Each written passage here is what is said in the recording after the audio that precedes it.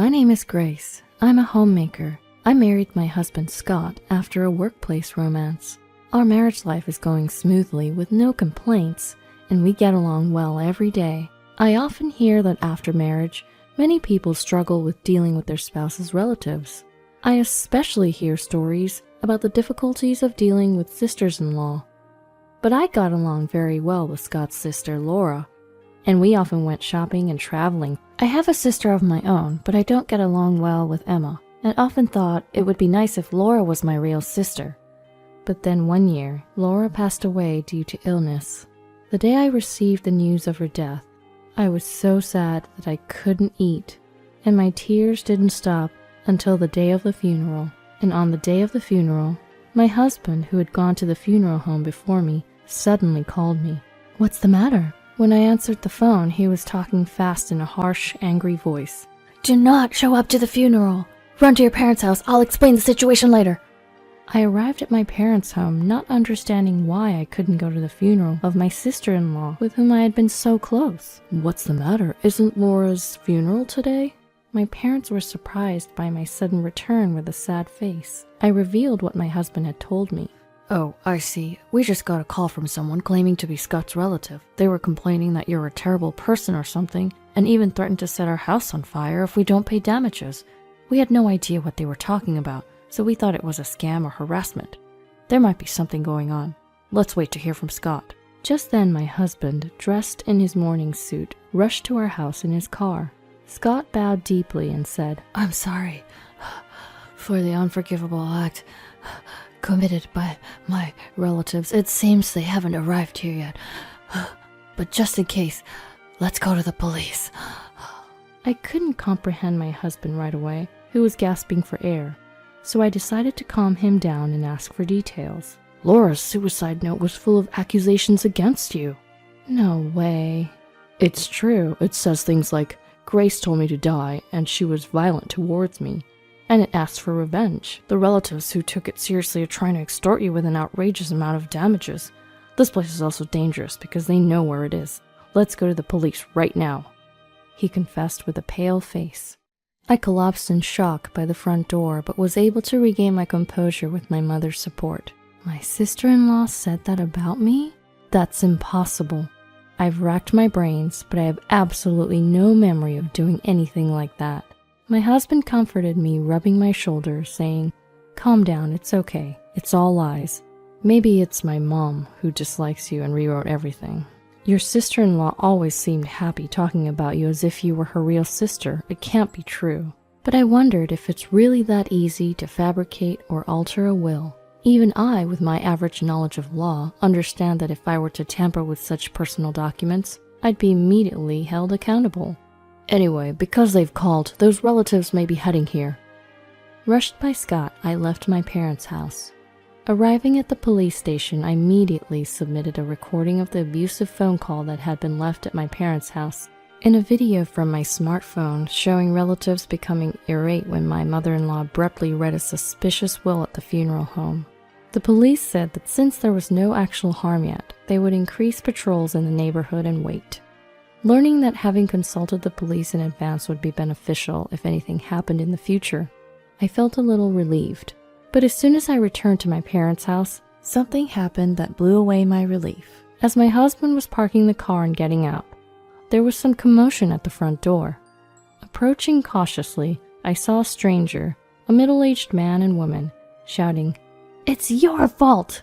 at my sister, whose cheek was red from being slapped.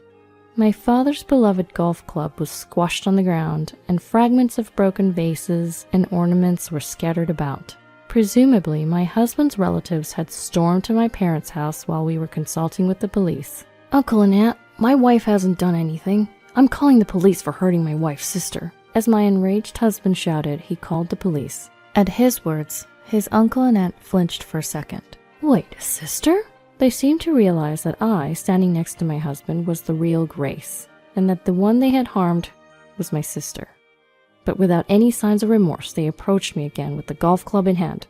"Using a body double? You're a sneaky woman, just like the will said. How dare you bully our beloved little Laura? It's because of you that she suffered mentally and her illness progressed.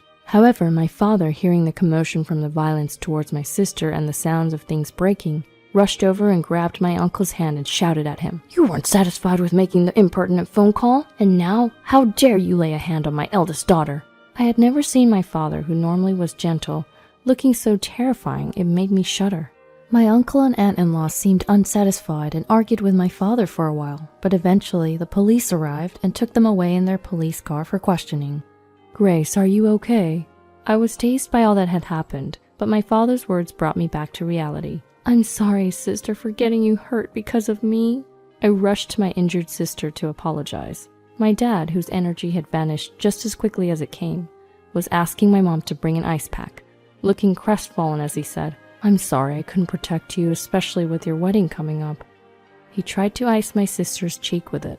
My sister grabbed the ice pack from him and, cooling her cheek herself, said, It's not your fault.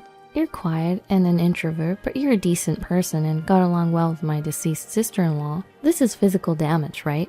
I can sue that uncle and aunt, so I made some money." That's how my sister always is, cool as a cucumber. But maybe she's just pretending to be calm for my sake, I thought, feeling grateful.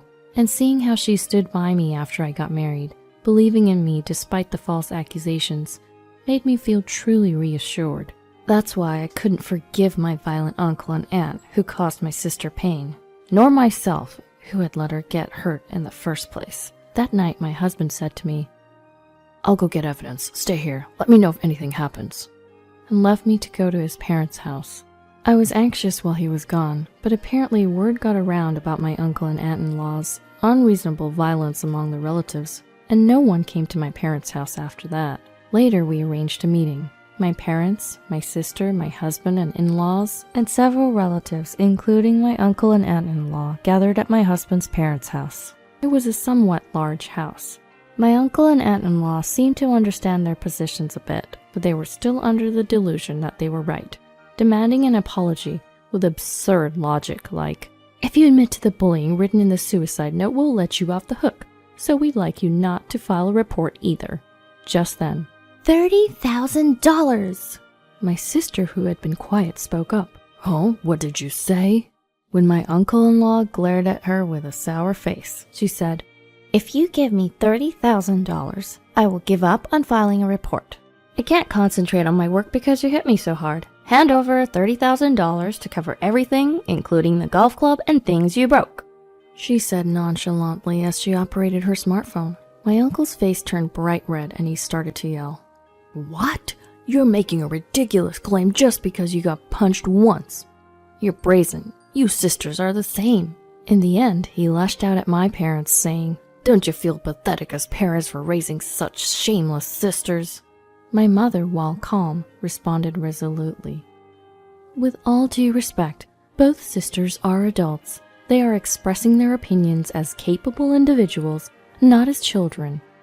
Isn't it only natural to respond to rudeness with rudeness? I can't imagine the fear, pain, and indignation of being suddenly punched. Anyway, isn't the suicide note more serious than what happened to me?" my sister asked, this time while yawning. She was seemingly uninterested in the squabbling over her situation. Yes, the cause of all this was the possible tampering with the suicide note, which led my uncle and aunt-in-law and other relatives of my husband to take outrageous actions. "So, does that mean you did it, Mom?" My husband turned to his mother and pressed her. My mother-in-law, who had been fidgeting, flinched very obviously. "Well, I'm getting senile and my memory's a bit fuzzy." She tried to gloss over the situation with a simpering tone. Ignoring her, my husband spread out a piece of paper. "This is my sister-in-law's real suicide note. My mother had written in her diary of the place she hid it, and I found it. She forged a fake note full of lies that made it seem like my wife bullied my sister, and she read it aloud to our relatives, making them believe it." "Who's the fool here?" my husband said, suppressing his anger and sounding genuinely disappointed. "Mom, you wrote terrible things in your diary, wishing my sister's illness on my wife instead. I can't consider you my mother anymore." With a cold gaze, my husband glared at his own mother. Before his eyes, my mother-in-law eventually became quiet and finally broke into tears. My father-in-law, who had been quietly listening, said, "It's my fault for not realizing what kind of person my wife is. Son, you don't have to deal with this family or these relatives anymore. You go live far and happily. I'll keep an eye on my wife and make sure she doesn't see you guys again. That's the least I can do to make amends." My husband nodded at these words and turned to his aunt and uncle who had been silent. "Please pay the $30,000 you offered earlier, otherwise we'll take all the evidence and really file a police report. I'd prefer that, but it seems that's not what you want." The aunt and uncle trembled, glaring at my sister. "To give $30,000 to such a bratty girl." "Yay! I can buy a V-brand bag and a C-brand golf club set. Lucky me!" My sister grinned and had a triumphant expression on her face. I didn't like her bad personality, but this time there was more to her happiness. My father had his golf clubs broken, my mother's vase of flowers was broken, and I was involved in unreasonable trouble. It seemed that she was deliberately speaking in an ungraceful manner so that the three of us would feel relieved. Ignoring all of this, my mother-in-law clung to my husband's leg and cried, "You're the only one left for me, my dear son." But my husband's heart no longer opened up to her. "Then why didn't you care about my sister at all? Her suicide note was switched with a fake one, wasn't it?"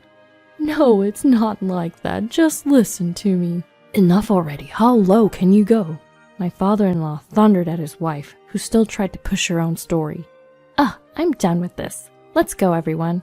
We'll talk about the money later. Goodbye." My sister quickly stood up, looking down on my mother-in-law. She walked past the bewildered relatives and confidently and gracefully headed towards the entrance. My parents followed her, and my husband took my hand and led me out of the house. I still remember the complicated smile on his face when he said, "Even though she's like that now, she used to be a normal mom. When we came home from school, she'd greet us and give us snacks. It's a little sad that we won't be coming back to this house anymore." A week later, I was slowly starting to regain my composure, and I decided to ask my husband about the real will.